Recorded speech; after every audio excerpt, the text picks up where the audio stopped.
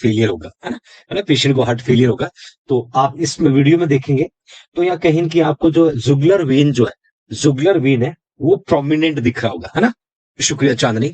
तो मैंने क्या लिखा हुआ है, Kussmaul sign present in constrictive pericarditis.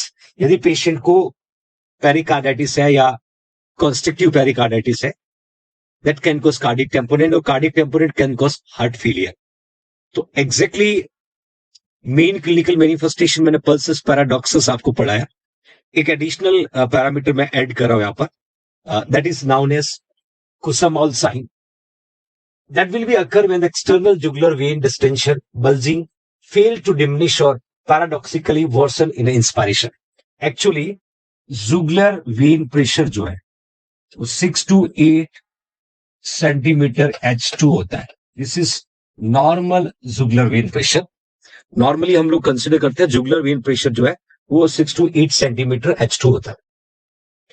अब स्पेशली हम बात करें कार्डिक टेम्पोनेंट्स की, तो आपके दोनों लंग्स के बीच में, आपके दोनों लंग्स के बीच में कौन लोकेटेड होता है, हार्ट लोकेटेड होता है। कौन लोकेटेड होता है, हार्ट लोकेटेड होता है। जब भी आप इंस्पायरेशन करते हो, जब भी आप इंस्पायरेशन करते हो तो डेफिनेटली आपके लंग्स क्या होंगे बच्चों, एक्सपांड होते हैं। लंग्स क्या होते हैं, एक्सपांड होते हैं। मतलब लंग्स में एयर भरेगा, लंग्स फूलेगा, लंग्स में एयर भरेगा, लंग्स एक्सपांड होगा, लंग्स फूलेगा, फ्यूचर नर्सिंग ऑफिसर। तो डेफिनेटली प्रेशर किस पे आएगा, प्रेशर किस पे कॉज होगा, हार्ट पे प्रेशर कॉज होगा। यदि पेशेंट को कार्डिक टेम्पोनेंट है या पेशेंट को कॉन्स्ट्रिक्टिव पेरिकार्डाइटिस है, in that condition external jugular vein pressure clear लिखा, that will be occur when external jugular vein distension bulge and fail to diminish,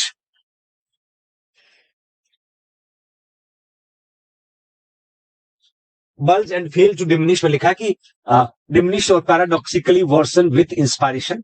जैसे लिखा नॉर्मली जब इंस्पायरेशन होता है तो आपका जो ब्लड है, वीनस रिटर्न जो है वो सक आउट हो जाता है हार्ट में।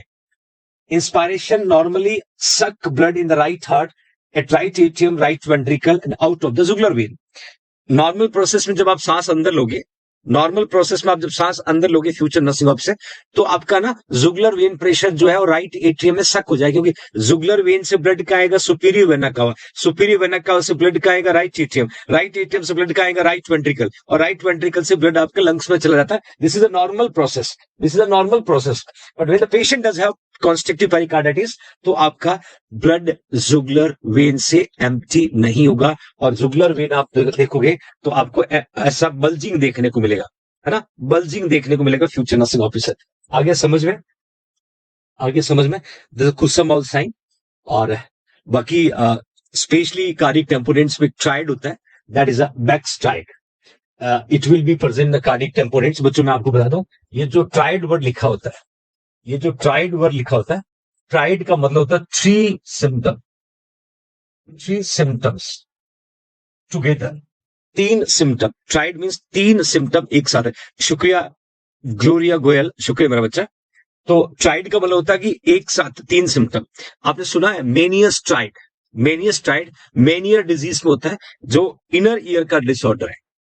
कई ऐसे डिफरेंट टाइप्स ऑफ ट्राइड आप पढ़ते हो, कॉम्पिटिटिव एग्जाम में एमसीक्यू आया हुआ है कि विच आर द बैकस्ट्राइड, या ये बैकस्ट्राइड जो है ये कौन सी डिजीज में प्रेजेंट होता है, कार्डिक टेम्पोनेंट में। किसमें होता है बच्चों, कार्डिक टेम्पोनेंट्स में। आई हैव मेंशन क्लियरली 3D से आपको याद रखना है। डिस्टेंडेड जुगुलर वेन, डिस्टेंट मतलब एबनॉर्मल, डिस्टेंट का मतलब abnormal heart sound, abnormal heart sound. और डिक्रीज आर्टीरियल ब्लड प्रेशर है, decrease arterial blood pressure. That means कहीं न कहीं डिस्टेंट होगा jugular vein, arterial pressure decrease होगा। क्यों, क्योंकि जब जुगुलर वेन से ब्लड राइट एट्रियम में, देन राइट वेंट्रिकल में, राइट एट्रियम में, देन राइट वेंट्रिकल में, देन लंग्स में, then left side of the heart में नहीं जा पा रहा है, तो आपका आर्टीरियल प्रेशर कहीं कहीं डिक्रीज होगा ना। तो आपको तीन चीजें याद रखना, distended jugular vein, distant heart sound, decrease arterial blood pressure, future nursing officer. That's clear, that is called backstride. अब आपका मन कह रहा होगा सर हम कैसे इस डिजीज को डायग्नोस करते हैं, है ना, how we can diagnose, how we can diagnose, कैसे पता करेंगे पेशेंट को कार्डिक टेम्पोनेंट से।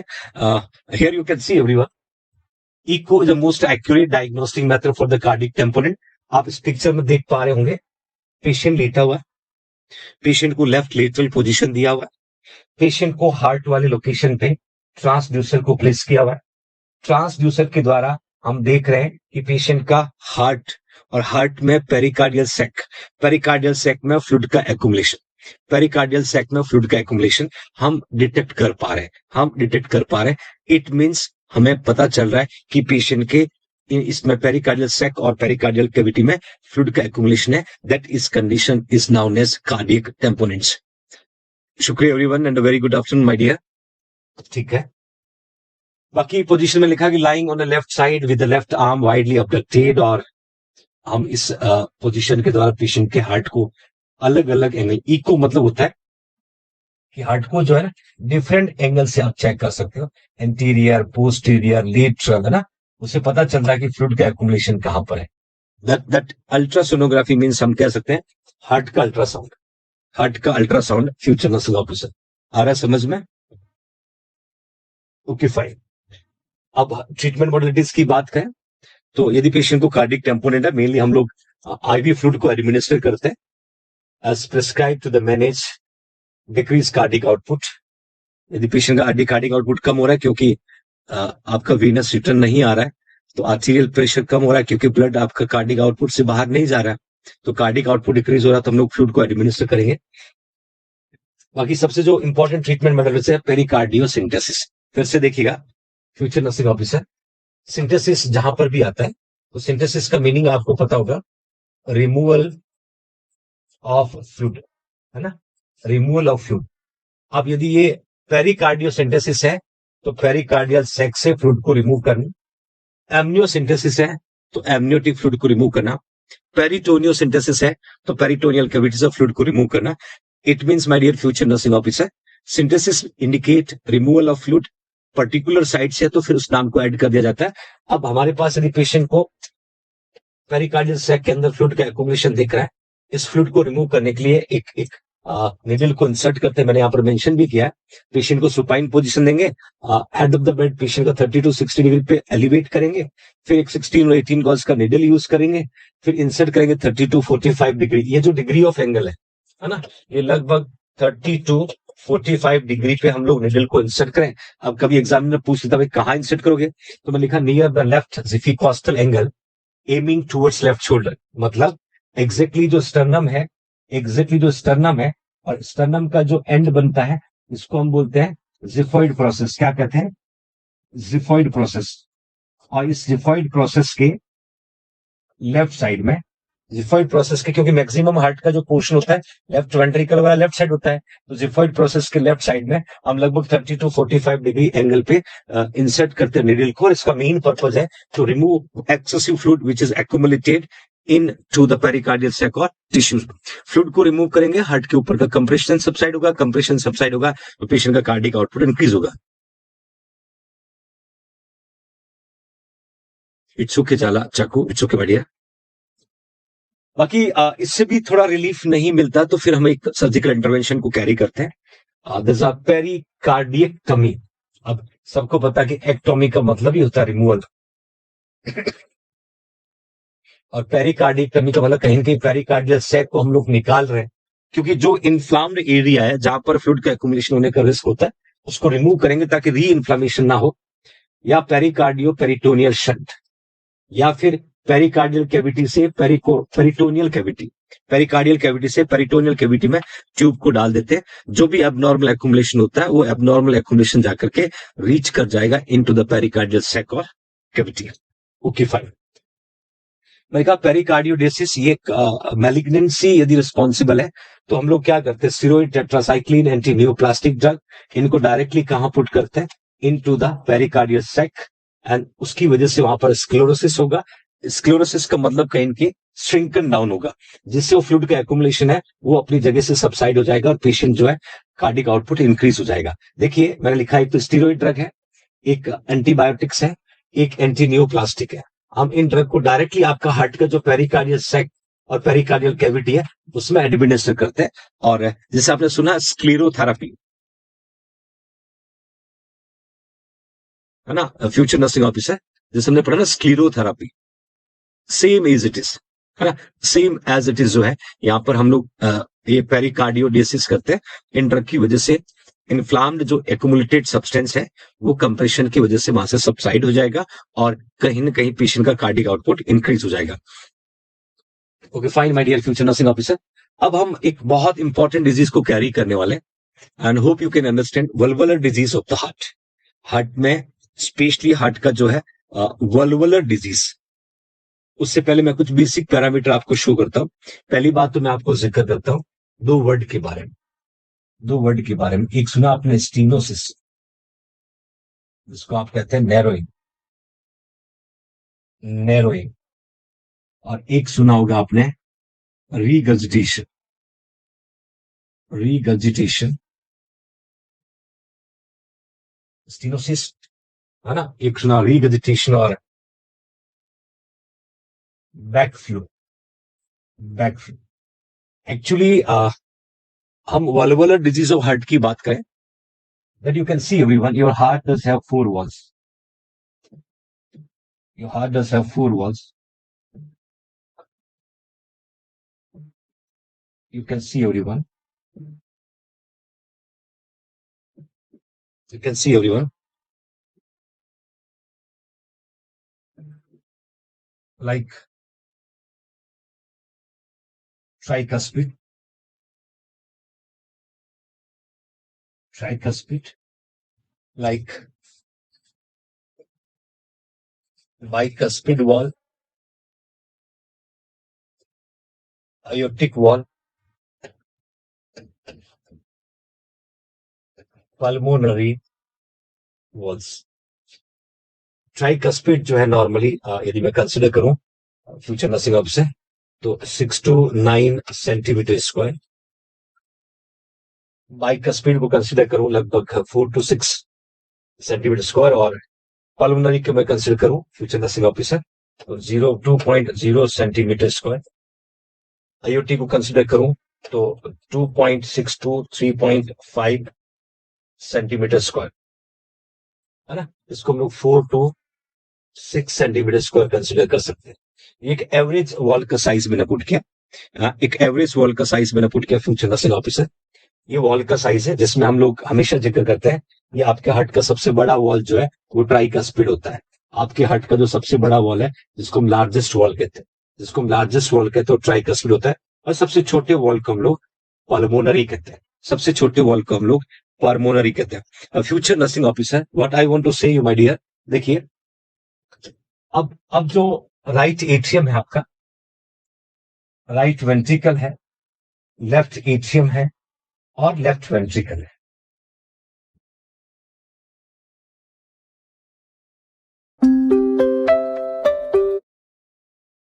जब भी किसी एक चैम्बर से दूसरे चैम्बर में ब्लड जाता है, जब भी किसी एक चैम्बर से दूसरे चैम्बर में ब्लड जाता है, यदि राइट एट्रियम से ब्लड राइट वेंट्रिकल में जा रहा है, राइट एट्रियम से ब्लड राइट वेंट्रिकल में जा रहा है, तो ब्लड कौन भेजता है? ट्राइकस्पिड वॉल भेजता है। ट्राइकस्पिड में 3 कस्प से ट्राइकस्पिड वॉल खुलेगा तो ब्लड राइट वेंट्रिकल में जाएगा, राइट वेंट्रिकल से ब्लड पल्मोनरी आर्टरी में जाता है तो पल्मोनरी वॉल भेजता है। लेफ्ट एट्रियम से ब्लड लेफ्ट वेंट्रिकल में जाता है तो बाइकस्पिड भेजता है। लेफ्ट वेंट्रिकल से ब्लड आयोटा में जाता है तो आयोटिक वॉल के द्वारा जाता है। अब सुनिएगा ध्यान से, यदि इस वॉल में ट्राइकस्पिड में स्टीनोसिस हो गया, नैरोइंग हो गया, मतलब wall does not open completely, that means आपका वॉल जो है वो पूरी तरीके से खुलता नहीं है। आपका वॉल जो है पूरी तरीके से खुलता नहीं है, मतलब जो अमाउंट राइट एट्रियम है उसको राइट वेंट्रिकल में पहुंचना चाहिए, बट ये वॉल पूरी तरीके से ओपन नहीं होता है। ओपन नहीं होता मतलब वॉल में क्या हो रखा है? स्टीनोसिस हो रखा है। वॉल क्या हो रखा है? नैरो हो रखा है। वॉल के साथ क्या हो रहा है? Wall does not open completely, wall does not open completely. इसका मतलब इस कंडीशन को हम कहेंगे ट्राइकस्पिड स्टीनोसिस। ध्यान से सुनना मेरे फ्यूचर नर्सिंग ऑफिसर, चारों वॉल का नैरो होना इज कॉल्ड स्टीनोसिस, ट्राइकस्पिड का होगा ट्राइकस्पिड स्टेनोसिस, बाइकस्पिड का होगा बाइकस्पिड स्टेनोसिस, पल्मोनरी का होगा पल्मोनरी स्टेनोसिस, और अयोटिक का होगा aortic stenosis. That you understand everyone. जब वॉल में स्टेनोसिस होगा तो एक चैम्बर से दूसरे चैम्बर को ब्लड उतना अमाउंट में नहीं जाएगा जितना नॉर्मल जाना चाहिए। रीजन क्या है? Your wall does not open, your wall does not open completely. फिर लिखा रीगजिटेशन। रीगजिटेशन का मतलब wall does not close completely. मतलब सीधा, यदि पेशेंट का ये ट्राइकस्पिड वॉल बंद नहीं हुआ तो ये राइट एट्रियम से ब्लड राइट वेंट्रिकल में आएगा। जब राइट वेंट्रिकल कॉन्ट्रैक्ट होगा तो इस वॉल को क्लोज होना चाहिए, क्लोज नहीं होगा तो ब्लड क्या होगा? वापस बैक फ्लो हो जाएगा। ब्लड का क्या हो जाएगा? बैक फ्लो हो जाएगा। Future nursing officer, I have clearly mention tricuspid का मतलब क्या पता है? ट्राइकस्पिड, ट्राइकस्पिड जो सबसे बड़ा वॉल है, ट्राइकस्पिड वॉल यदि ओपन नहीं होता है तो उसको हम कहेंगे ट्राइकस्पिड स्टेनोसिस। ट्राइकस्पिड वॉल बंद नहीं होगा तो उसको हम कहेंगे ट्राइकस्पिड रीगजिटेशन। और रीगजिटेशन का मतलब क्या होता है? Back flow. मतलब क्या होता है? Back flow. मतलब जब राइट वेंट्रिकल से ब्लड को पल्मोनरी आर्टरी में जाना होता है, राइट वेंट्रिकल कॉन्ट्रैक्ट होगा, ट्राइकस्पिड वॉल बंद नहीं होगा तो राइट वेंट्रिकल से ब्लड वापस राइट एट्रियम में चला जाएगा। That condition is known as regurgitation, या हम कहते हैं बैक फ्लो। क्या कहते हैं? Back flow. तो ये पैरामीटर आपको समझ में आ गया। मैं चारों वॉल का स्टेनोसिस पढ़ाऊंगा, चारों वॉल का रीगजिटेशन, कुछ पर्टिकुलर क्लिनिकल मैनिफेस्टेशन जो मैं आपको शेयर करने वाला हूं। बट पहले आपको समझ में आना चाहिए वी हैव 4 वॉल्स, और 4 वॉल्स का नाम, बड़ा वॉल, छोटा वॉल, उसका डायामीटर्स। अब मैं शुरुआत करता हूं फ्यूचर नर्सिंग ऑफिसर्स। कुछ एक इमेज को दिखा करके पहले मैं आपको मेंशन कर देता हूं। It occur when your heart valve can not fully open, is called stenosis. It can not close completely, that is called regurgitation, है ना। And valvular heart disease prevent, efficient को बोल सकते हैं सफिशिएंट, एफिशिएंट को बोल सकते हैं sufficient blood flow through your heart. मतलब कहीं न कहीं वल्वुलर डिजीज की वजह से आपके हार्ट का ब्लड फ्लो जो है वो सफिशिएंट नहीं है।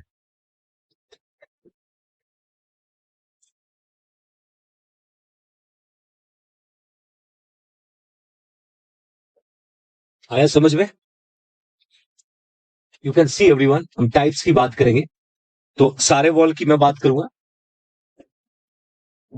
अयोटिक वॉल में देखें स्टेनोसिस भी होगा, रीगजिटेशन भी होगा। माइट्रल वॉल में देखें स्टेनोसिस भी होगा, रीगजिटेशन भी होगा। ट्राइकस्पिड में देखें स्टेनोसिस भी है, रीगजिटेशन भी है। पल्मोनरी में देखा स्टेनोसिस भी है, रीगजिटेशन भी है। मतलब आप, आई थिंक कभी भी हम वल्वुलर डिजीज ऑफ हार्ट की बात करें तो वल्वुलर डिजीज ऑफ हार्ट में 4 वॉल है तो 8 डिजीज हम पढ़ते हैं। 4 स्टेनोसिस, 4 रीगजिटेशन और 8 डिजीज को मैं यहां पर आपको डिटेल में डिस्कस करूंगा। एक बात का ध्यान रखना, जब मैं आपको वल्वुलर डिजीज बताऊंगा तो वल्वुलर डिजीज ऑफ हार्ट में कॉजेस अलग अलग देखने को मिल सकते हैं, क्लिनिकल मैनिफेस्टेशन आपको अलग अलग देखने को मिल सकते हैं। But my dear, treatment modalities सभी स्टेनोसिस का एक ही होता है, सभी रीगजिटेशन का एक ही होता है। स्टेनोसिस होगा तो ट्रीटमेंट मॉडलिटीज अलग होगा, रीगजिटेशन होगा तो ट्रीटमेंट मॉडलिटीज अलग होगा। बट किसी भी वॉल में स्टेनोसिस होना, किसी वॉल में रीगजिटेशन होना, उनका ट्रीटमेंट सेम होगा। ये बात खोपड़ी में फिट कर लेना। बट फर्क क्या होगा? क्लिनिकल मैनिफेस्टेशन अलग होगा। फर्क क्या होगा? कॉजेस में डिफरेंशिएशन हो सकता है। फर्क क्या हो सकता है? माइल्ड, मॉडरेट, सीवियर कंडीशन हो सकती है। यदि मैंने आपको कहा कि पेशेंट को माइट्रल वॉल स्टेनोसिस है, माइल्ड है, मॉडरेट है, सीवियर है, डिपेंड करता है साइज ऑफ वॉल। मैंने आपको नॉर्मल साइज बताया तो आप एबनॉर्मल को डिटेक्ट कर सकते हो, है ना। तो जब मैं ये डिजीज को डिटेल में डिस्कस करने जा रहा हूं तो पहले आपको बता देता हूं कि मैं जैसे माइट्रल वॉल स्टेनोसिस या माइट्रल वॉल रीगजिटेशन आपको पढ़ाऊं, मैं उन दोनों का पूरा ट्रीटमेंट पढ़ाऊंगा। आगे जितने भी वल्वुलर डिजीज होगा तो उसमें पर्टिकुलर फीचर्स जो एग्जाम में पूछे जाते हैं वो पढ़ाऊंगा। बार बार सेम ट्रीटमेंट को रिपीट नहीं करने वाला हूं, है ना। तो आपको फोकस है ना, हर जगह मत पूछना सर इसका ट्रीटमेंट क्या होगा, सर ये कैसे मैनेज करता, सर ये मत पूछना। मैं क्लियरली मेंशन कर रहा हूं स्टेनोसिस का ट्रीटमेंट सारे वॉल का सेम होगा तो मैं एक वॉल के ट्रीटमेंट में पढ़ा दूंगा। वहीं रीगजिटेशन का ट्रीटमेंट सारे वॉल्स का सेम होगा, मैं एक वॉल में पढ़ा दूंगा। बाकी पर्टिकुलर जो डिफरेंशिएशन आता है वो भी कुछ इमेजेस भी आपको दिखाऊंगा। स्पेशली क्लिनिकल मैनिफेस्टेशन काफी इंपॉर्टेंट होगा। एबनॉर्मल हार्ट साउंड देखने को मिलेगा क्योंकि आपको याद है मरमर, रिमेंबर मैंने जब नॉर्मल हार्ट साउंड पढ़ाया था लब डब, वहां मैंने कहा था मरमर, ब्लविंग, हुशिंग, वहां पर मैंने जिक्र किया था कि जब भी ब्लविंग और हुशिंग की बात करें तो faulty transmission of the blood flow through the wall of the heart, वो यहां देखने को मिलेगा। तो एबनॉर्मल साउंड आपको पता चलेगा, crescendo, decrescendo, different kind of sound आपको पढ़ाऊंगा, तो ध्यान रखिएगा। शुरू करते हैं, इस पर एक फोटो दिखा देता हूं। देखिए एग्जैक्टली आप जब वॉल की बात करें तो ये नॉर्मल वॉल है, ये नॉर्मल वॉल है। और नॉर्मली वॉल जब ओपन होता है तो इतना ओपन होता है पूरा, ये कस्पस है, ये कस्पस है, ये कस्पस है, और ये ओपनिंग है, ये ओपनिंग है। ध्यान से देखना, कस्पस आपको दिख रहा है, ओपनिंग। बट यदि पेशेंट को वल्वुलर डिजीज है तो ये एबनॉर्मल वॉल है जो डज नॉट ओपन। मैंने लिखा था डज नॉट ओपन। अब डज नॉट ओपन किसमें पढ़ाया था बदमाश बच्चों? मैंने कहा था स्टीनोसिस, स्टीनोसिस। तो इस पिक्चर में आप देखोगे ये पूरा वॉल आपको क्लियरली मेंशन किया कि ओपन हो रहा है। ये वॉल आपको मैं दिखा रहा हूं कि पूरी तरीके से ओपन नहीं हो रहा है, नहीं हो रहा है। इसका मतलब उतना sufficient blood flow next chamber में या नेक्स्ट डिलीवर नहीं होगा जितना नॉर्मल वॉल के थ्रू होता है। It's clear everyone. दूसरी चीज मैंने जिक्र की थी रीगजिटेशन। ये नॉर्मल वॉल है और ये पूरी तरीके से क्लोज दिख रहा है, पूरी तरीके से क्लोज दिख रहा है। ये अबनॉर्मल वॉल है जो पूरी तरीके से क्लोज नहीं है, that is a does not, that is a does not close.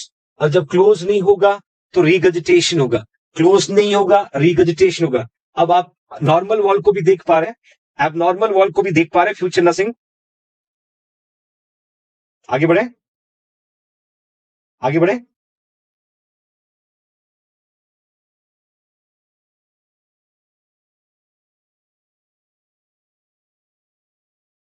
ध्यान से फोटो देखिएगा।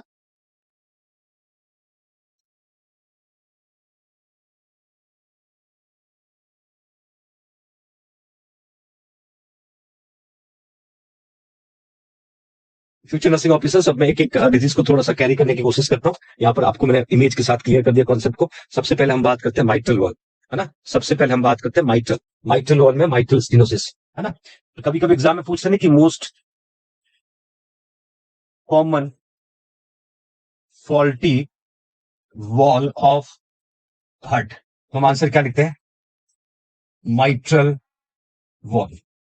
यही पढ़ते हैं ना कि most common faulty valve of the heart, तो हम पढ़ते हैं माइट्रल वॉल, है ना। It's okay Rajeshwari. Mitral valve का कई और नाम है, left atrio ventricular valve, left atrio ventricular valve. Mitral valve को हम लोग बाइकस्पिड कहते हैं because consist of two cusps, interior posterior, दो कस्पस होते हैं, इसलिए हम लोग उसको बाइकस्पिड वॉल भी कहते हैं, ठीक है। अब मैं यहां मेंशन करूंगा सबसे पहले स्टीनोसिस में कि most common valvular heart disease in pregnancy, normal diameter is 4 to 6, already मैंने कहा। एग्जामिनर एक क्वेश्चन पूछता है कि during pregnancy most common valvular disease of heart कौन सा होगा? Most common valvular heart disease during pregnancy कौन होगा? आई थिंक ये बहुत बार पूछा एमसीक्यू, इसलिए मैं 2 स्टार मेंशन कर दिया।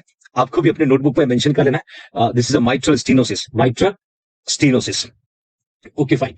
अब नॉर्मल डायमीटर मैंने कहा 4 to 6 है। यदि ये डायमीटर, फ्यूचर नर्सिंग ऑफिसर इस पिक्चर को देखिएगा, ये नॉर्मल हार्ट है और ये नॉर्मल हार्ट का माइट्रल वॉल है, ये नॉर्मल हार्ट का माइट्रल है। माइट्रल वॉल किसके बीच में होगा? लेफ्ट एट्रियम और लेफ्ट वेंट्रिकल के बीच में होगा। और इसमें दो कस्पस मैंने कहा है, इसमें मैंने आपको ना दो कस्पस कहा है, ये और ये दो कस्पस आपको दिख रही है। मैं normal normal wall of heart को शो कर रहा हूं future nursing officer, left between left atrium left ventricle, this is called mitral valve, और जिसमें दो कस्पस आपको दिख रही है। हम थोड़ा आगे चले, अगले फोटो की तरफ देखिएगा। यहां पर इस वॉल में ये आपका नॉर्मल है, ये आपका नॉर्मल है। अब इसमें देखोगे नैरोनेस हुआ है, वॉल क्या हो रहा है? नैरो हो रहा है, वॉल क्या हो रहा है? नैरो हो रहा है। यदि ये नॉर्मल साइज से डिक्रीज होकर के लेस देन 2 सेंटीमीटर चला गया तो हम उसको कहेंगे माइल्ड माइट्रल स्टेनोसिस। यदि ये डिक्रीज होके लेस देन 1.3 सेंटीमीटर पर स्क्वायर चला गया तो मॉडरेट, और डिक्रीज होके 1 सेंटीमीटर चला गया तो सीवियर, तो सीवियर। जी जी जी, है ना। तो I have clearly mention mild, moderate, severe, mild, moderate, severe, less than 2 centimeter, less than 1.3 centimeter, less than 1 centimeter square. That's clear everyone? ये पैरामीटर्स याद रखना। नॉर्मली जब आपको पता होगा ना साइज, तो मुझे नहीं लगता कि आपको कोई डिफिकल्टीज होगी। अब आपके दिमाग में एक चल रहा होगा कि सर स्टीनोसिस कैसे होता है, स्टीनोसिस कैसे होता है, वो मैं बताना चाहता हूं। सारे स्टीनोसिस के कॉज कॉमन होंगे, सारे स्टीनोसिस के कॉज कॉमन होंगे। Again you can C future nursing officer, बड़ा सा दिल बनाता हूं, here here here you can see again right atrium, right ventricle, left atrium, left ventricle, pulmonary artery, aorta, superior vena cava, inferior vena cava, pulmonary vein, pulmonary vein. Future nursing officer, I have clearly mentioned we have 4 chamber. We have 4 chamber, right atrium, right ventricle, left atrium, left ventricle. अब हम बात करें कि एक word मैंने कहा तभी मैं बता रहा हूं आपको, माइट्रल स्टीनोसिस. अभी हम पढ़ रहे हैं माइट्रल स्टीनोसिस. और स्टीनोसिस का मीनिंग मैंने कहा था नैरोइंग. स्टीनोसिस का मीनिंग मैंने कहा था नैरोइंग. फ्यूचर नर्सिंग ऑफिसर, अब आपके मन में चला से हार्ट नैरो, वॉल नैरो होने के कारण क्या हो सकते हैं? वॉल नैरो होने के कारण क्या हो सकते हैं? Rheumatic fever, this is most common. Everybody know rheumatic fever जो है, जिसका कॉज क्या होता है? Group A beta haemolytic streptococcus. ध्यान से देखना बच्चों, group A beta haemolytic streptococcus. ये वो बैक्टीरिया है that is commonly responsible can cause mitral wall stenosis.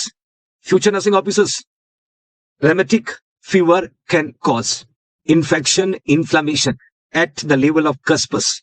The cuspus can make narrowness of the wall. The narrowness of the wall can make decreased blood flow from the atrium to the ventricle. And the decreased blood flow can cause decrease your cardiac output. Decrease your cardiac output can cause heart failure. I have mentioned clearly. ध्यान से देखिएगा.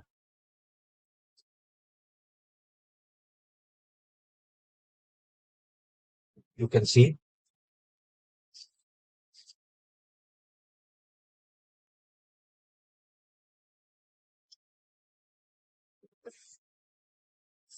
Okay, fine.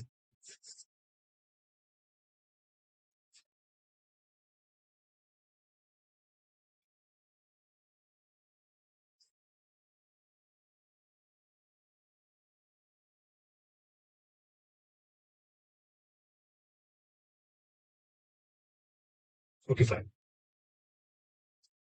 The next one, rheumatic heart disease mean cause. ये दो differentiation है, मैं आगे बताऊंगा. एक मैंने लिखा कि which is the most common cause, और एक मैंने लिखा what is the mean cause. तो rheumatic फीवर के साथ में rheumatic heart disease, congenital heart defect, calcium buildup. ये मजेदार है, कैल्शियम बिल्डअप. जैसे ये आपका वॉल है, और यहां पर कैल्शियम जमा हो जाए, तो वॉल क्या हो रहा है बच्चों? नैरो. तो calcium buildup, one of the factor responsible can cause stenosis. Tumor formation in or at the wall, tumour का फॉर्मेशन होना, ऑटो इम्यून डिजीज का डेवलप होना. इन सभी फैक्टर की वजह से लेफ्ट एट्रियम से आने वाला ब्लड जो लेफ्ट वेंट्रिकल में जाता था, दैट गोइंग टू डिक्रीज. जितना ब्लड को डालना चाहिए, जितना ट्रांसफर होना चाहिए, वो डिक्रीज हो रहा है. यदि ब्लड डिक्रीज हो रहा है तो ब्लड का एक्युमुलेशन कहां बढ़ेगा? लेफ्ट एट्रियम से ब्लड वापस कहां जाएगा? लंग्स में. अब आपको समझ में आ गया होगा कि एक्चुअली क्लिनिकल मैनिफेस्टेशन जो आपको दिखने वाले वो क्या होंगे. तो मैं आगे मेंशन कर रहा हूं. सबसे पहले मैंने लिखा है symptom occur when the orifice reduce around 50%, 50% आपका वॉल क्लोज हो जाता है, तो सिम्टम देखने को मिलता है. Loud S1 may be most prominent sign. S1 को हम क्या कहते हैं बच्चों? लब साउंड. क्या कहते हैं? लब साउंड. ये कौन सा होता है? ये कब सुनाई देता है? ये प्रेजेंट होता है when fusion of right and left atrioventricular valve. Right और लेफ्ट एट्रियोवेंट्रिकुलर वॉल. जब एट्रियोवेंट्रिकुलर वॉल क्लोज होता है, future nursing officer Suresh Kumar तबियाद, कैल्शियम कंडीशन में नहीं जमता है. Suresh, calcium one of the blood clotting factor, calcium one of the electrolyte which is trouble in your blood. जो ब्लड में ट्रबल करता है वही कैल्शियम जाकर के आपके वॉल पे डिपोजिट हो जाता है. डिपोजिट होने का कारण हो सकता है जब ब्लड ट्रबल करता है तब तक लिटिल अमाउंट ऑफ कैल्शियम कस्पस के साथ में बाइंड होता है, और कभी कभी ये बाइंडिंग फ्लो के साथ आगे नहीं जाता तो इकट्ठा हो जाता है और वहां पर नैरोनेस डेवलप कर देता है ना. इसके अलावा फ्लश्ड चिक साइन और मलार फिश. फ्लश देखिए, इस महिला के चीक को देखिएगा, नोज को देखिएगा, यहां पर आप देख पा रहे हैं शी इज सफरिंग, है ना, she is suffering future nursing officer with mitral valve stenosis, जिसमें जब ब्लड आगे फर्दर नहीं जाता है, इट विल बी ब्लड आगे फर्दर नहीं जाता फ्यूचर नर्सिंग से, your blood will be come back, your blood will be come back. और उस सिचुएशन में ये कैरेक्टरिस्टिक सिम्टम देखने को मिलता है जिसको फ्लश्ड चीक साइन कहते हैं। फ्लश्ड चीक साइन एग्जाम के पर्पज ऑफ यूज इंपॉर्टेंट है। मलार फ्लश भी इसको हम कहा कहते हैं। कभी कभी फ्लश चीक साइन या मलार फ्लश के नाम से एग्जाम में आपको देखने को मिलेगा फ्यूचर नर्सिंग ऑफिसर, जहां पर आप स्पेशली पेशेंट का नोज, चीक और एरिया सराउंडिंग देखोगे तो रेड दिखेगा।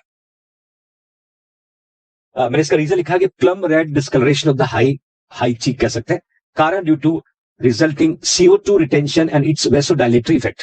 अब ब्लड आगे नहीं जा रहा है, कहां से नहीं जा रहा है? लेफ्ट एट्रियम से ब्लड लेफ्ट वेंट्रिकल में नहीं जा रहा, और ये ब्लड रिटेन्ड वापस कहां पहुंच रहा है? लंग्स में। कहां पहुंच रहा है? लंग्स में। और जब इधर वाला ब्लड भी लंग्स मारा, ये ब्लड भी लंग्स मारा, नॉर्मली पल्मोनरी सिम्टम दिखेगा, तो उस समय CO2 रिटेन्ड होगा। CO2 रिटेन्ड होगा तो आपको बॉडी में वेसोडाइलेशन होगा, और वेसोडाइलेशन की वजह से ये वेरिएशन आपको देखने को मिलेगा। कई बार बच्चों को लगता है कि सर ये एक्चुअली मलार साइन जो है, मलार फ्लश साइन कैसे डेवलप होता है? तो रीजन बहुत सिंपल है। एक्चुअली प्लम रेड डिस्कलरेशन दिखता है due to retention of CO2। Retention of CO2 का कॉज होता है blood can not forward from left atrium to the left ventricle, that's why blood come back into the lungs, और lungs में जब congestion होता है तो आपका CO2 एक्सपेल आउट नहीं होता, CO2 रिटेन होता है। CO2 रिटेन होने से वेसोडाइलेशन होता है, वेसोडाइलेशन होने से एग्जैक्टली प्लम रेड डिस्कलरेशन देखने को मिलता है।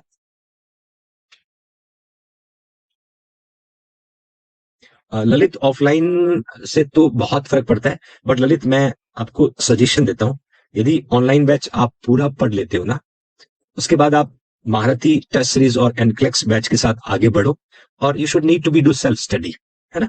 एक बैच होने के बाद हमें बार बार बैच को पढ़ने के बजाय कंटेंट को बार बार पढ़े।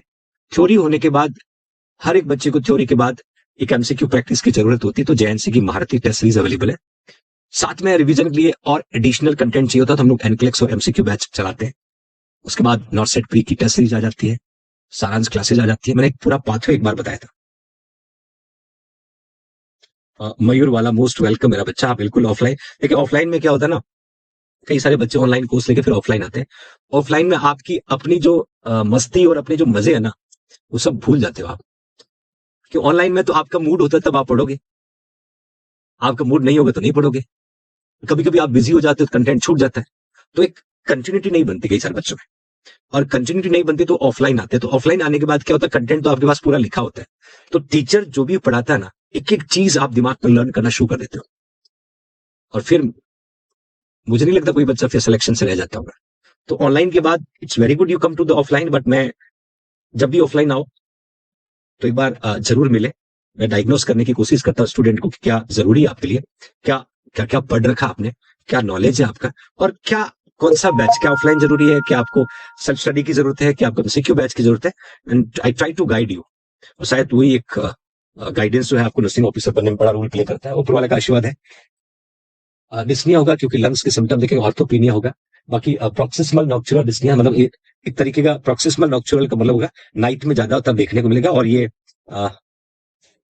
सीवियर शॉर्टनेस ऑफ ब्रीथिंग, है ना। शॉर्टनेस ऑफ ब्रीथ तो है ही, but severe shortness of breath आपको देखने को मिलेगा। साथ में राइट वेंट्रिकुलर फेलियर, बिल्कुल जब भी लेफ्ट साइड आपका हार्ट जो है ना इफेक्ट होता है, जब भी लेफ्ट साइड इफेक्ट होता है तो लेफ्ट साइडेड हार्ट फेलियर तो होगा ही होगा, बट ये किसका प्राइमरी कॉज है? राइट साइडेड हार्ट फेलियर का। लेफ्ट का काम नहीं किया तो बेटा राइट वाले की खबर नहीं, है ना। बाकी नेक वेन डिस्टेंशन होगा, क्यों होगा? क्योंकि लेफ्ट साइड हार्ट फेलियर होगा तो राइट साइड हार्ट फेलियर होगा, राइट साइड हार्ट फेलियर होगा तो सिस्टमेटिक सिम्टम दिखेगा, और सिस्टमेटिक सिम्टम में डेफिनेटली अरे हर्ष बिल्कुल आ सकते बेटा, आप ऑफलाइन आ सकते हो, आप ऑफलाइन आकर के बैच को ज्वाइन कर सकते हो, आप ऑफलाइन आके JNC की लाइब्रेरी में रह के, JNC के हॉस्टल में रह के आप सेल्फ स्टडी कर सकते हो। We have all facilities. Neha, Neha, क्या कल जोधपुर एम्स में आपकी नौकरी लगेगी तो आपके पेरेंट्स अलाउ नहीं करेंगे? टेल मी, क्या आपके पेरेंट्स अलाउ नहीं करेंगे? इन चीजों में थोड़ा सा आप इंडिपेंडेंट बनो। जिंदगी में कभी ना कभी तो खुद के पैरों पे खड़े होकर काम करना पड़ेगा ना।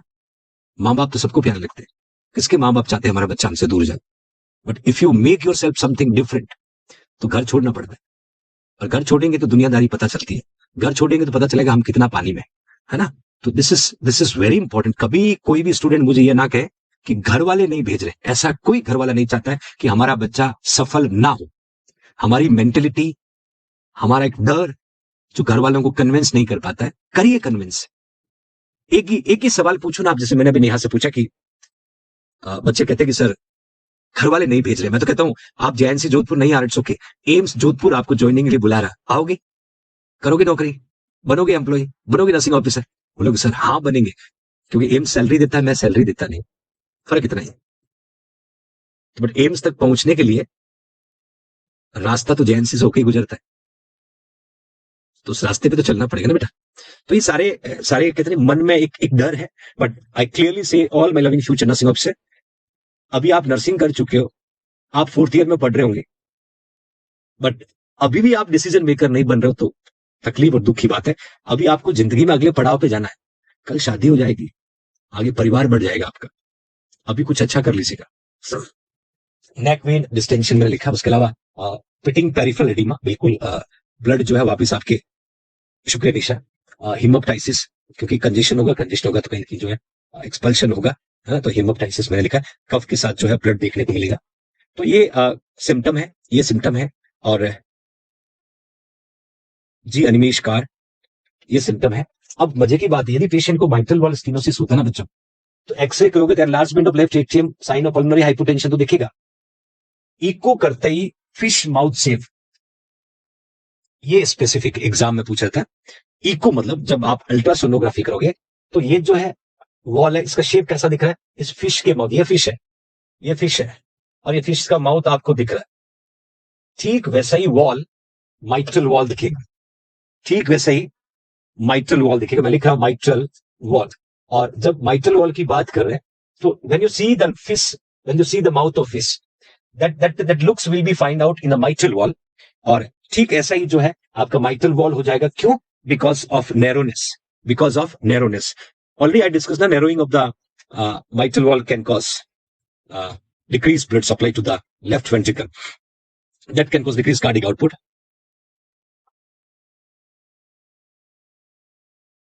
बहुत बढ़िया लीना। मैं आपको एक बात प्रॉमिस करता हूं, I always take care of you my dear future nursing officer, as a father, as a mother, as a teacher, as a mentor. I take all responsibility, but I want to see you to make yourself nursing officer, है ना। तो आप ऐसा कभी नहीं सोचेंगे कि हमारा वहां पर कौन है, आपके पेरेंट्स है ना यहाँ पर, है। ज्योति एम्स को क्रैक करने के लिए अप्रैल और सितंबर हर साल एग्जाम होते हैं। 2 एग्जाम आपको फाइट करना होता है। पहला एग्जाम होता है प्री, है ना। कई सारे बच्चे, मैं शॉर्टली बता देता हूं। यदि आप सपना देख रहे हैं एम्स में नर्सिंग ऑफिसर बनने का, एम्स में नर्सिंग ऑफिसर बनने का, तो जो एग्जाम होता है उसका नाम है नॉसेट, है ना। नॉसेट जो है ये कॉमन एग्जाम होता है, कॉमन एग्जाम होता है सभी एम्स का एक साथ, कॉमन एग्जाम होता है सभी एम्स का एक साथ। ये एग्जाम साल में 2 बार होता है, एक तो अप्रैल मंथ में होता है और एक सितंबर में होता है। ध्यान से देखना, अप्रैल एवरी ईयर, सितंबर एवरी ईयर, मतलब साल में आपको 2 मौका मिलता है, साल में आपको 2 मौका मिलता है।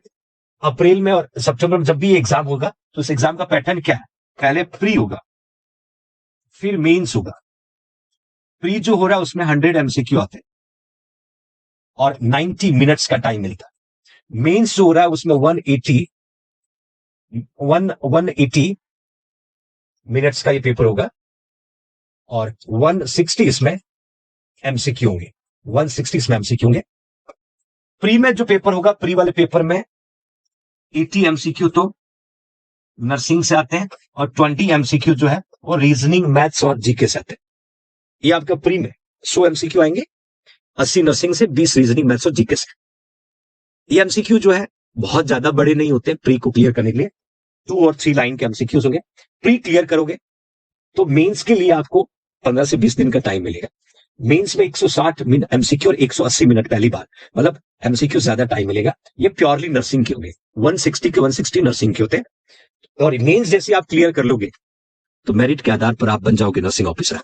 फिर डॉक्यूमेंट वेरिफिकेशन, फिर ज्वाइनिंग, फिर अच्छी सैलरी, 3 साल होते ही फैमिली टूर, और फिर जिंदगी खूबसूरत ही खूबसूरत हो जाएगी। लोग आपके साथ सेल्फी लेना चाहेंगे, आपके साथ फोटो खिंचाना चाहेंगे, है ना? और आप जिंदगी में अपने परिवार, अपनी सोसाइटी, अपने गांव के हीरो बन जाओ, फिर लोग आप जैसा बनना चाहेंगे, है ना? तो कोशिश तो करनी पड़ती है, बट कोशिश करोगे तो सब पॉसिबल है। तो मैंने यहां पर मेंशन किया था specially fish mouth shape mitral wall, फिर लिखा मैंने ईसीजी करोगे atrial fibrillation that will B notify physician. Atrial fibrillation होता है तो ब्लड क्लॉट होने का रिस्क होता है, ब्लड क्लॉट होने का रिस्क होता है। और एट्रियल फिब्रिलेशन का मतलब your heart rate is going to be 350 to 600 beats per minute. तो तुरंत हमें डॉक्टर से संपर्क करना है ना, तुरंत हमें डॉक्टर से संपर्क करना, फ्यूचर नर्सिंग ऑफिसर। आगे बढ़े, okay fine. Then what are the medical management patient suffer the mitral valve stenosis I have mention. सबसे पहले आप ऑक्सीजन दीजिएगा, लो सोडियम डाइट क्योंकि पल्मोनरी कंजेशन के लिए, डायरोटिक कार्डिक आउटपुट बढ़ाने के लिए, वर्कलोड कम करने के लिए, डिगॉक्सिन वेंट्रिकल के कॉन्ट्रैक्शन को बढ़ाने के लिए और ब्लड फ्लो को आगे फॉरवर्ड करने के लिए, एंटी डिसअर्थमिक में प्रोकेनामाइड है, स्पेशली एट्रियल फिब्रिलेशन वाला पेशेंट है तो एंटी डिसअर्थमिक देंगे, और लॉन्ग टर्म एंटीकोगुलेंट यदि पेशेंट को एट्रियल फिब्रिलेशन है। यहाँ यदि आप देख पा रहे हैं तो सिम्टोमेटिक ट्रीटमेंट आपको दिख रहा है, कोई पर्टिकुलर ऐसा ट्रीटमेंट नहीं है, जो सिम्टम्स आपको दिख रहे हैं उन सिम्टम को हम लोग यहाँ पर ट्रीट कर रहे हैं, है ना?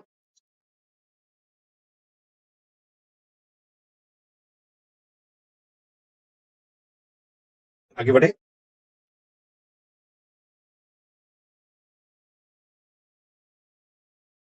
आगे बढ़े फ्यूचर नर्सिंग ऑफिसर। एक्चुअली अभी जितने भी सिम्टम देखे आपने, तो सिम्टोमेटिक ट्रीटमेंट के लिए हम लोग यदि बात करें तो ऑक्सीजन की कमी है तो ऑक्सीजन दे दीजिएगा, और पल्मोनरी कंजेशन है तो आप वहां पर लो सोडियम डाइट जो है वो एडवाइस कर देंगे। यदि बहुत ज्यादा वर्कलोड बढ़ा है तो डायरेटिक्स। इशिका, इशिका सुनिए, इशिका मेरे फ्रेंड्स बता रहे थे कि 2025 में मैं देश का राष्ट्रपति बन जाऊंगा। फ्रेंड्स नालायक होते हैं, ऐसे नहीं होता बेटा। जब तक कोई ऑथेंटिक नोटिफिकेशन नहीं है तो किसी भी चीज पे भरोसा करना अच्छी बात नहीं है। और हमें अप्रैल में क्रैक कर लेना है, ऐसी चीजें ना कोई भी स्टूडेंट ना तो कहे ना सोचे। मैं क्लियरली कह रहा हूं, मैं भी कहूं, मेरा भी दोस्त कह रहा था कि अशोक सर आप राष्ट्रपति बनने वाले देश के, बट पॉसिबल नहीं है ना? हम भारत के रहने वाले, हम भारत के वासी हैं, और हम इंडिया में क्या होता है, इंडिया में क्या होता है, लोग पॉकेट भर के घूमते हैं, बिन बताए ऐसी सलाहें दे देते हैं जो इंसान को नरक में भेज देती है ना? तो ऐसा नहीं है। इसलिए आपका जेएनसी का जो ये यूट्यूब चैनल आप वॉच करते हो ना, आपकी जेएनसी कभी भी ऐसे ना राकेश सावंत वाली न्यूज लेके नहीं आती है। ऑथेंटिसिटी के साथ पहले खुद कंफर्म करते, पहले खुद कंफर्म होते, फिर अपने स्टूडेंट्स को बताते। इसलिए तो कहते हैं भरोसा, कहते हैं जेएनसी है तो भरोसा है, क्योंकि यहां एक स्टेटमेंट कोई लिया जाएगा ना, लाखों बच्चे फॉलो करते हैं। एक एक बात कोई कही गई ना, लाखों बच्चे उसको जो है फॉलो करते हैं। तो मेरे फ्यूचर नर्सिंग ऑफिसर, मेरे कहने का पर्पज है, ऐसी मार्केट में उड़ती हुई कई सारी न्यूज होती है जो सच नहीं होती है, उसकी वजह से इस खोपड़ी में एंट्री मत देना। ये 1300 ग्राम का ब्रेन होता है, बहुत क्यूट सा छोटा सा ब्रेन है, इसके अंदर कई सारे लोड रहते हैं, तो इसलिए ऐसी चीजों को कभी भी मौका नहीं देना है ना? हर्ष डी पटेल, ये ऐसे आपको बता रहा हूं, आपको इसलिए बता रहा हूं क्योंकि डाइवर्ट नहीं होना है। हमारा मकसद एक ही है, नर्सिंग ऑफिसर बनना है एम्स में, तो उस मकसद से भटकने के लिए लोग बहुत ट्राई करेंगे।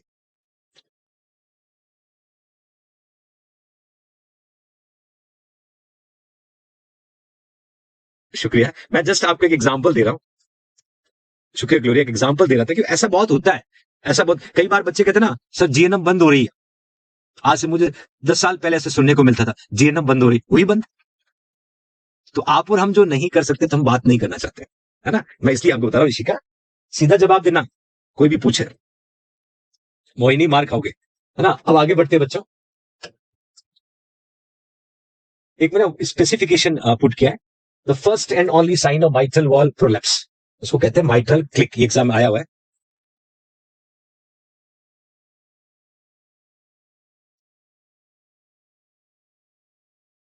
चांदनी बहुत अच्छी बात की, जब तक आपकी जेएनसी ने नहीं कहा तब तक कुछ भी ऑथेंटिसिटी नहीं। The first and only sign of mitral, यदि माइट्रल वॉल प्रोलैप्स हो गया, अभी हमने पढ़ा, अभी हमने पढ़ा माइटल वॉल स्टीनोसिस, स्टीनोसिस। और मेरे बच्चों, यदि आपका माइटल वॉल प्रोलैप्स हो गया, माइटल वॉल काम नहीं कर रहा है ना, माइटल वॉल काम नहीं कर रहा है, तो एक स्पेसिफिक सिम्टम दिखता है जिसको हम कहते हैं माइटल क्लिक। क्या है mitral click? I mention you snapping sound that occur when the stretching या stretch the flap of mitral wall close during contraction। जब कॉन्ट्रैक्शन होता है और माइटल वॉल क्लोज होता है, क्योंकि स्टीनोसिस है, स्टीनोसिस है तो नैरो हो गया, बिल्कुल अंचल धोते। तो डेफिनेटली मेरे फ्यूचर नर्सिंग ऑफिसर, तो जब वॉल आपका प्रोलैप्स हो जाता है, wall does not work properly, तो एक स्नैपिंग साउंड सुनाई देगा, that will be occur when stretching flap of mitral wall close during contraction. तो ये कैरेक्टरिस्टिक हमें देखने को मिलेगा, ये कैरेक्टरिस्टिक हमें देखने को मिलेगा फ्यूचर नर्सिंग ऑफिसर। तो ये तो हमने यहाँ पर बात की थी माइटल वॉल स्टीनोसिस की, और मैं नेक्स्ट क्लास में लेके आऊंगा अगली डिजीज के बारे में। तब तक अपना ख्याल रखना, खुश रहना, शुक्रिया, और खुद पे भरोसा रखिएगा बच्चों। आप जो कर सकते हो और कोई नहीं कर पाएगा, ध्यान रखना। शुक्रिया। जय हिंद, जय भारत।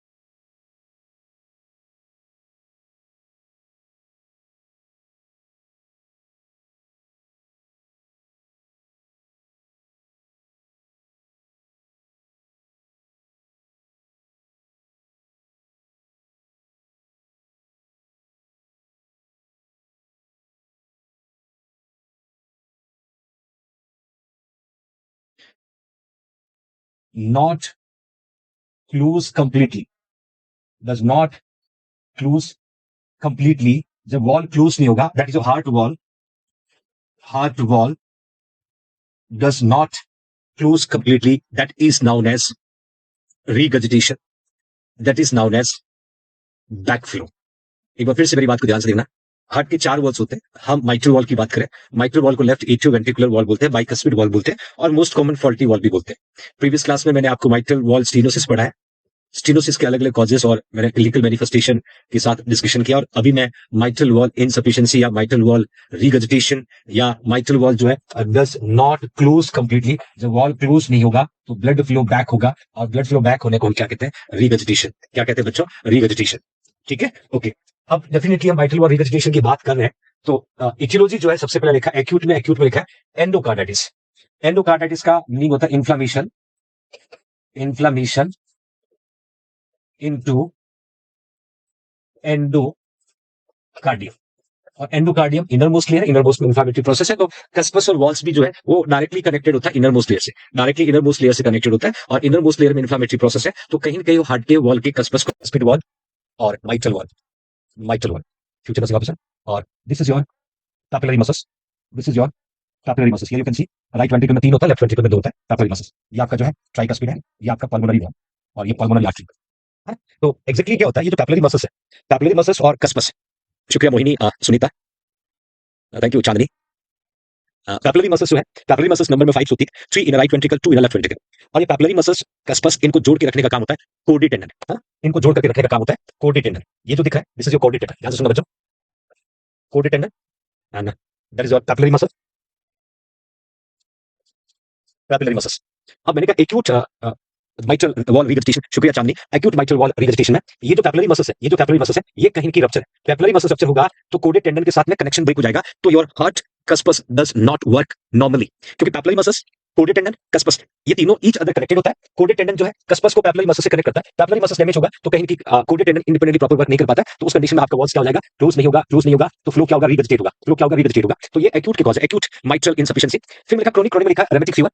रेमेटिक फीवर का कॉज कौन है? Due to group A strepto, group A haemolytic streptococcus, group A haemolytic streptococcus. Future nursing officer, group A haemolytic streptococcus जो है वो पॉजिटिव ऑर्गेनिज्म क्या कॉज करता है? वो रेमेटिक फीवर, और रेमेटिक फीवर वाले पेशेंट को इंफ्लेमेटरी प्रोसेस की वजह से कस्पस इंपैक्ट होता है। Then Marfan syndrome, Marfan syndrome क्या है? ये कनेक्टिव टिश्यू डिसऑर्डर है, ये connective tissue disorder Marfan syndrome, और मार्फन सिंड्रोम कहीं कि आपके हार्ट के कंडक्शन सिस्टम को अफेक्ट करता है, और कंडक्शन सिस्टम अफेक्ट होने की वजह से कस्पस और वॉल्स काम नहीं करते, तो पेशेंट को कहीं की वेगेटेशन होता है। बट सबसे खास है रप्चर ऑफ कोडेड टेंडन। ये जो कोडेड टेंडन है ये रप्चर हो गया, ये रप्चर हो गया तो इन दोनों के बीच का कनेक्शन ब्रेक हो गया, इन दोनों के बीच में कनेक्शन ब्रेक हो गया, तो that is responsible for chronic. अब ये rupture of coded tendon it also party is also responsible for acute mitral insufficiency. याद रखना क्रॉनिक का तो है ही, बट एक्यूट के लिए भी रिस्पांसिबल हो सकता है कि जैसे कोडेड टेंडन रप्चर हुआ तो डेफिनेटली आपका कस्पस का कनेक्शन ब्रेक हो जाएगा, कस्पस वॉल जो है वो हार्ट के वॉल को क्लोज नहीं कर पाएगा। तो अब एग्जाम में कभी-कभी ऐसा भी पूछते हैं, ना तो एंडोकार्डाइटिस ऑप्शन होगा, ना पैपिलरी मसल्स होगा, और एक्यूट में कभी-कभी रप्चर ऑफ कोडेड टेंडन लिखा होगा तो भी सही होगा, तो we have mainly two types, one of the acute, one of the chronic. Acute due to endocarditis, due to papillary muscle rupture, chronic due to hepatic fever, Marfan syndrome, rupture of the coded tendon. तो इन सभी contributing factor की वजह से heart का wall जो है वो क्लोज नहीं होगा, कस्पस जो है can not able to work, और पेशेंट को रिगर्जिटेशन होने लगेगा। अब सिम्पटम में क्या होगा? Exertional dyspnoea most likely found by exertional dyspnoea. कैसे होगा? जैसे आपका हार्ट है और इस हार्ट के अंदर ब्लड फ्लो को तो आगे जाना चाहिए, but blood flow right, left atrium, left ventricle, iota, pulmonary vein and heart. अब जब लेफ्ट वेंट्रिकल से ब्लड का रीवेजिटेशन होगा, ब्लड किसमें? लेफ्ट एट्रियम से ब्लड कहां जाएगा? पल्मोनरी वेन, और पल्मोनरी वेन से ब्लड कहां चला जाएगा? लंग्स में। तो डेफिनेटली लंग्स में राइट वेंट्रिकल से भी तो ब्लड आ रहा है पल्मोनरी आर्टरी के द्वारा, और ये ब्लड भी आपके लंग्स में चला गया, और जैसे आपकी एक्टिविटीज करोगे आपकी बॉडी में ऑक्सीजन की डिमांड बढ़ेगी, your heart can not able to fulfil, क्योंकि पेशेंट का जो है लेफ्ट वेंट्रिकल से कार्डियक आउटपुट डिक्रीज हो रहा है, जितना अमाउंट फर्दर जाना चाहिए वो फर्दर जाने की बजाय बैक फ्लो हो रहा है, तो जो blood supply towards body organ है, बॉडी में जो ऑक्सीजन की जरूरत है वो फुलफिल नहीं हो पा रही है। तो जैसे आपको एक्टिविटीज होगी, कुछ भी ऐसा होगा तो ऑक्सीजन की डिमांड फुलफिल नहीं होगी, तो फ्यूचर नर्वस एक्जेशनल डिस्निया होगा। हाई पिच सिस्टोलिक मर्मर होगा। मर्मर का मतलब होता है अबनॉर्मल हार्ट साउंड, और इसमें भी एक होता है ब्लोविंग और हुशिंग, ब्लोविंग एंड हुशिंग। ब्लोविंग और हुशिंग मर्मर का मतलब faulty blood trouble through the wall of the heart. अब ये ब्लड वापस जा रहा है जो आगे जाना चाहिए, तो यहाँ पर जो साउंड सुनाई देगा उसको हम कहेंगे systolic, high pitch systolic murmur future nervous. तो दो क्लिनिकल मैनिफेस्टेशन है, उसके बाद में अब हमें रिपेयर करना है। जी हाँ, एब्नॉर्मल संध्या, बिल्कुल एब्नॉर्मल। अब हमें फर्दर जो है रिपेयरमेंट प्रोसीजर के थ्रू इन सारे एब्नॉर्मलिटीज को ठीक करने के लिए रिपेयरमेंट सबसे पहले बलून वल्वोप्लास्टी। मैं आपको बता दूं बलून वल्वोप्लास्टी जो है ये हम यूज करेंगे माइट्रल वॉल स्टीनोसिस में। वॉल नैरो है, स्टीनोसिस का मतलब नैरोइंग, और नैरोइंग का मतलब wall does not open, valve open नहीं हो रहा है तो ब्लड आगे नहीं जा रहा है, तो वॉल को ओपन करने के लिए बलून वल्वोप्लास्टी हम करेंगे। देखिए बलून वल्वोप्लास्टी में balloon catheter placed from the femoral vein by the atrial septum to the mitral valve. आप इस पिक्चर में देखिएगा कि ये जो है कैथेटर इंसर्ट किया कहां से? फीमोरल वेन से जो कैथेटर आएगा वो इंफीरियर वेना कावा में जाएगा, इंफीरियर वेना कावा से राइट एट्रियम में जाएगा, राइट एट्रियम से एट्रियल सेप्टम के द्वारा लेफ्ट एट्रियम में जाएगा, और लेफ्ट एट्रियम से कहां पहुंच गए हम लोग? लेफ्ट एट्रियम से कहां पहुंच गए मेरे बच्चों? हम माइट्रल वॉल पे पहुंच गए। आप देख पाएंगे ये माइट्रल वॉल पे बलून को रीच किया, फिर इसमें बलून के अंदर एयर को इन्फ्लेट किया तो बलून फूला, बलून फूलने पर वॉल ओपन हुआ, बलून को फूलने पर वॉल पूरी तरीके से ओपन हुआ। ओपन होने की वजह से लेफ्ट एट्रियम से ब्लड लेफ्ट वेंट्रिकल में आने लगेगा, और कहीं कहीं इस वल्वुलर डिजीज से पेशेंट को रिलीज और रिलीफ मिलेगा। यदि हम फीमोरल आर्टरी से डालते हैं तो आर्टरी से डालते हैं तो हम लोग आयोटा में जाएंगे, लेफ्ट वेंट्रिकल में जाएंगे, फिर लेफ्ट एट्रियम में जाएंगे। तो दो रूट है कैथेटर को इंसर्ट करेगा। वल्वोप्लास्टी का मतलब होता है repairment of the wall. प्लास्टी word कहीं पर भी आता है दैट इंडिकेट रिपेयरमेंट। वल्वोप्लास्टी है तो repairment of the valve, palatoplasty है repairment of the palate, tympanoplasty है repairment of the tympanic membrane. तो प्लास्टी वर्ड कहीं पर भी आता है that will indicate repairment future nervous officer. Second जो ट्रीटमेंट है mitral annuloplasty, repair of the leaking mitral valve, tightening and suturing. मतलब पेशेंट को माइट्रल वॉल रिवेजिटेशन था, एमवीआर था, तो क्यों था? क्योंकि कहीं की आपका वॉल जो है वो डैमेज हो रखा था, और इस डैमेज वॉल को वापस क्या करना है? रिपेयर किया, रिपेयर करके उस वॉल को पूरी तरीके से कवर कर दिया, क्लोज कर दिया। और अगेन एनुलोप्लास्टी का मतलब again repairment of the mitral valve. इसके अलावा कमीसुरोटोमी, ध्यान से देखिएगा, valvotomy, valve is visualised, thrombi are removed from the atrium. बहुत सिंपल है, बहुत सिंपल है।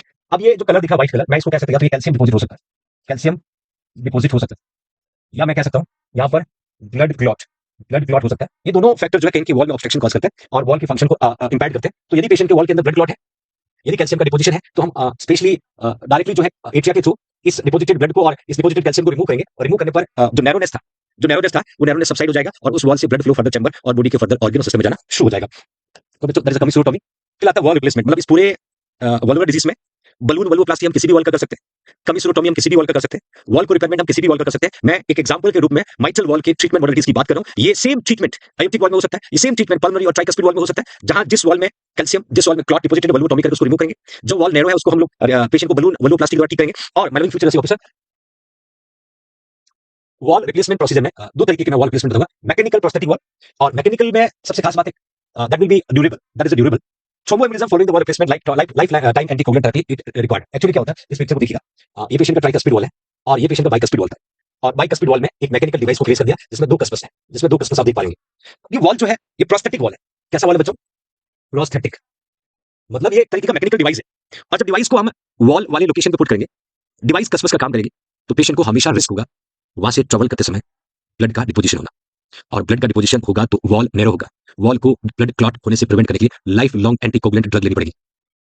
ड्यूरेबल तो लंबा चलेगा, बट जिंदगी भर एंटीकोगुलेंट ड्रग लेनी पड़ेगी इधर, और उसमें हम लोग वारफारिन लेते हैं, एक ड्रग लेने एक टैबलेट लेने के बाद 48 आवर्स तक काम करती है, 48 आवर्स के बाद फिर लेते हैं, है ना। तो इसका जो कैरेक्टरिस्टिक है, एक तो ये ड्यूरेबल है, बट इसको एंटीकोगुलेंट ड्रग की जरूरत पड़ेगी। वहीं प्रोस्थेटिक वॉल भी में बायोलॉजिकल ग्राफ्ट और xenograft wall from the other species like porcine wall, pig का वॉल ले सकते हो, जीनोजेनिक वॉल कह सकते हैं हम इसको, बोविन वॉल काउ से ले सकते हो, और तीसरा जो है ह्यूमन कैडेवर से ले सकते हो। मतलब आपके पास में 3 ऑप्शन है। और आजकल तो ऑर्गन डोनेशन की बड़ी वो चल रही है, तो मैंने क्या लिखा है, पहला लिखा है पोर्सिन वॉल जो पिग का होता है, दूसरा लिखा मैंने बोविन वॉल जो काउ का होता है, और तीसरा में लिखा ह्यूमन कैडेवर, और ह्यूमन कैडेवर जो है डेथ होने के बाद में किसी इंडिविजुअल का हो सकता है। तो एक्चुअली इन वॉल की खासियत क्या है, ये 3 वॉल, अब आप सोचिएगा एक इंसान की जिंदगी को फिर से लौटाने में पिग सुअर में मदद करता है। Cow always we respect cow, cow का दूध, काउ का curd, we always doing taking.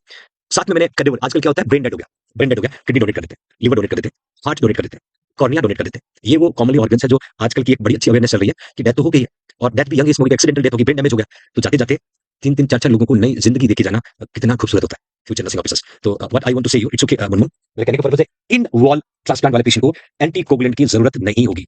Risk of blood formation small long term anticoagulant not indicated. There is a difference. Mechanical valve यदि लगा रहे हैं, डिवाइस है, एंटीकोगुलेंट ड्रग चलेगी, जिंदगी भर चलेगी, जैसे किसी को पेसमेकर लगा है तो लाइफ लॉन्ग एंटीकोगुलेंट चलती है, ठीक उसी तरीके से मैंने फ्यूचर नर्सिंग ऑफिसर हम लोग बायोलॉजिकल ग्राफ्ट में 3 अलग-अलग जैसे काउ, पिग और कैडेवर का वॉल यूज करते हैं, तो हमें बड़ा फायदा कि कोई एंटीकोगुलेंट ड्रग की जरूरत नहीं है। अब एक एमसीक्यू आपसे पूछता हूं, मैंने आपको जिक्र किया था, a patient with a history of coronary artery disease being treated with a myocardial infarction. During treatment, acute mitral valve regurgitation occur. What is the most likely cause of the acute mitral valve dysfunction? Please choose from the following 6 factors का जिक्र किया, mild, moderate और severe, और mild, moderate, severe को आपको याद करना होगा फ्यूचर नर्सिंग ऑफिसर। आगे बढ़े।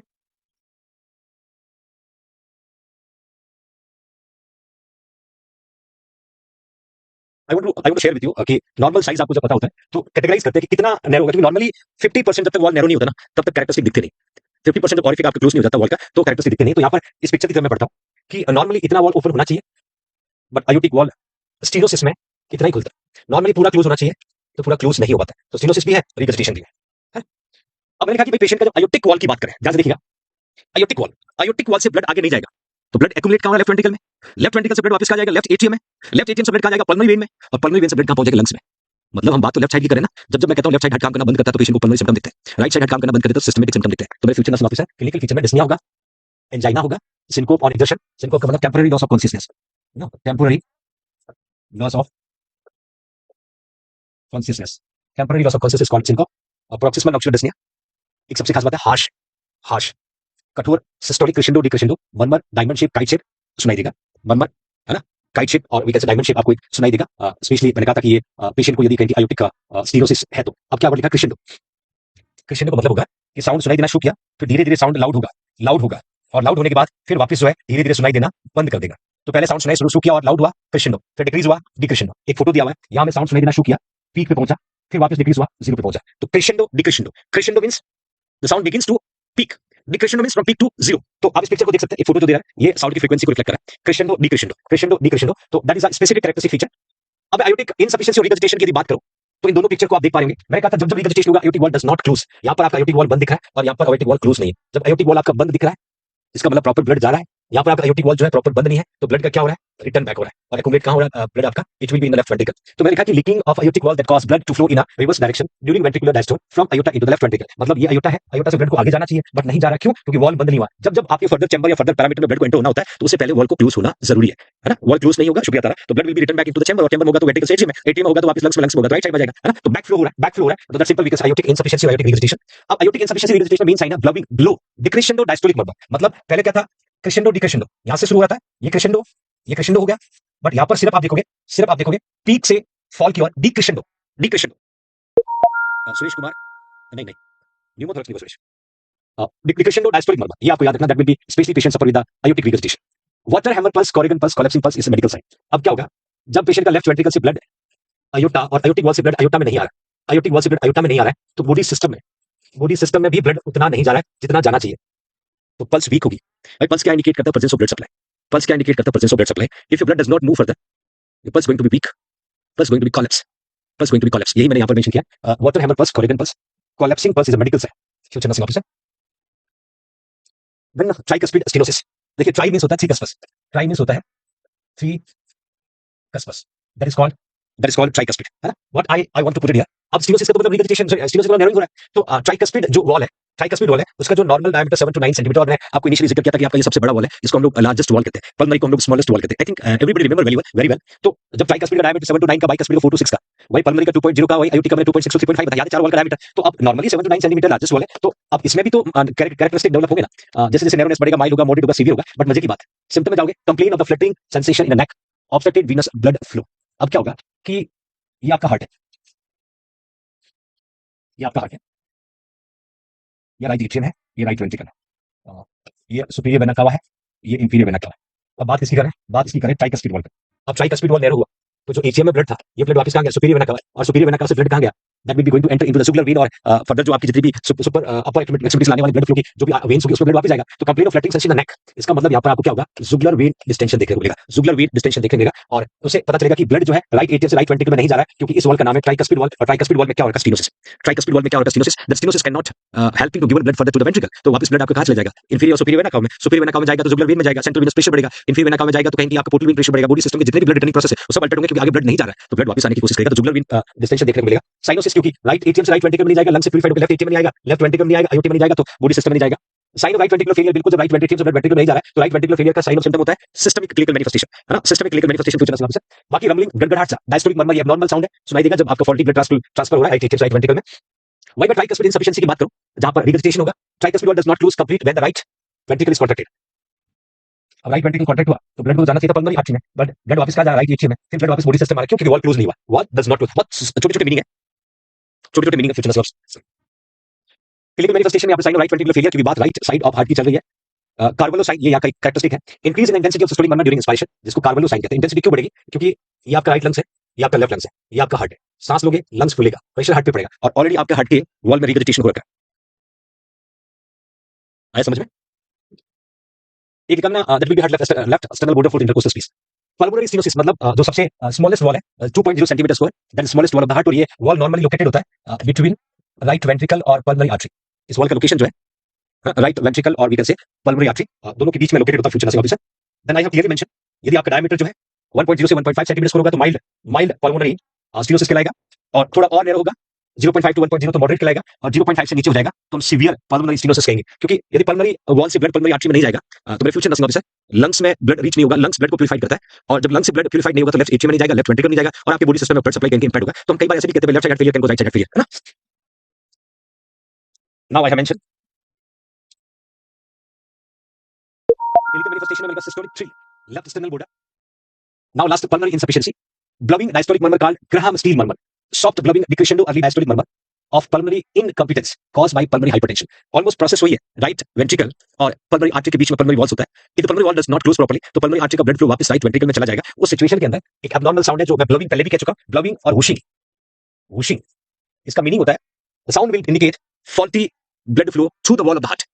जब भी वॉल्स ऑफ द हार्ट के द्वारा फॉल्टी ब्लड ट्रबल कर रहा है तो एब्नॉर्मल साउंड जो सुनाई देता है उसका नाम वूशिंग और ब्लबिंग साउंड है। और स्पेशली डायस्टोलिक मर्मर होगा, इसको ग्राहम स्टील मर्मर कहते हैं। कैरेक्टरिस्टिक थोड़ा सॉफ्ट होगा, ब्लबिंग होगा, डिक्रेशन अर्ली डायस्टोलिक, और पल्मोनरी इनकम्पिटेंस होगा तो पेशेंट को पल्मोनरी हाइपरटेंशन भी देखने को मिल सकता है। तो ये कुछ पर्टिकुलर मैंने शेयर किया एग्जाम के पर्पज ऑफ, मैं कहूं तो जब भी एमसीक्यू बनेंगे उसमें मेन कैरेक्टरिस्टिक पूछते हैं, 4 वॉल्स, 4 स्टीनोसिस, 4 रिगर्जिटेशन, बट सभी वॉल्स में एक पर्टिकुलर सिम्पटम आपको देखने को मिला होगा। बट ट्रीटमेंट मॉडलिटीज मैंने स्टीनोसिस के लिए भी वल्वोप्लास्टी आपको पढ़ा है, रिगर्जिटेशन के लिए टाइटनिंग और शूस्टरिंग आपको पढ़ा है। तो ऑलमोस्ट देखा जाए तो सिम्प्टोमेटिक ट्रीटमेंट के साथ में कुछ पर्टिकुलर ट्रीटमेंट हम लोग कंडक्ट करते हैं।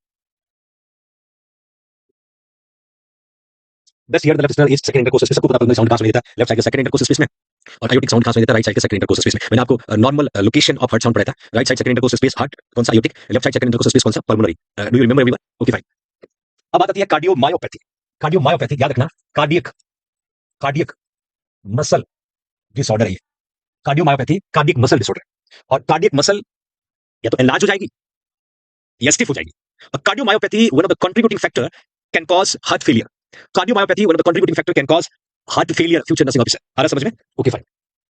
तो मेरे ख्याल is a chronic disease of the heart muscle in which muscle is abnormally thickened और स्टिफ्ड, या तो स्टिफ हो जाएगी या थिक हो जाएगी, क्योंकि कार्डियक मसल जो है हार्ट के मिडल लेयर में लोकेटेड होती है। Middle layer is also known as myocardium. Middle layer is also known as myocardium.